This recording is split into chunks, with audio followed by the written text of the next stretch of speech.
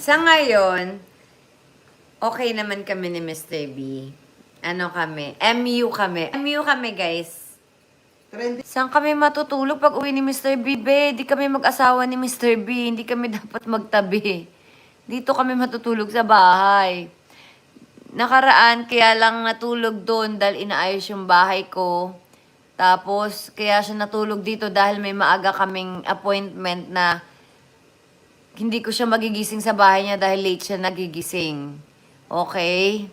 So, wag tayong magplano na pag uwi niya, magkasama kami dahil, di ba, ayoko nga ng ganun, guys. Ayoko ng ganun. Gusto niyo magtabi, mag-asawa na kayo. Tabi-tabi kayo dyan. Di ba? Kung nagkaroon man ng time na nagkatabi kami kasi walang choice dahil kailangan ko siyang gisingin ng maaga. Oo. So, wala po akong planong pagdating niya dito ay magtabi kami. Hindi, wala lang. Hindi, walang ganon. Charot. Sabi, kalma daw. Hindi, paano tayo kakalma? Eme. Diba? Hindi, na-explain ko lang kasi baka may mga nag-e-expect na tutulog kami. So, no, walang ganon. Walang ganon mangyayari, guys. 'Di ba? Kung nakita nyo man natulog, nangyari talaga kasi meron kaming importanteng lakad. And para sa akin naman, wala naman yun. Okay lang yun.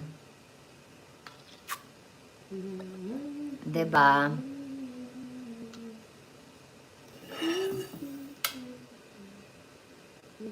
Kalmado naman tayo. Ganun talaga, 'di ba? Pag nag-explain tayo na serious, para tayong galit. So, hindi tayo stress, nagpaliwanag lang tayo.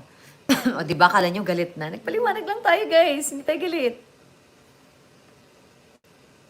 Inhale, exhale. Okay, hindi ako galit. Explanation lang yan. Di ba?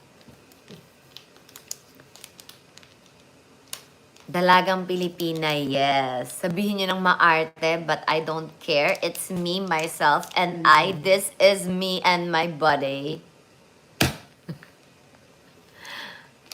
Okay?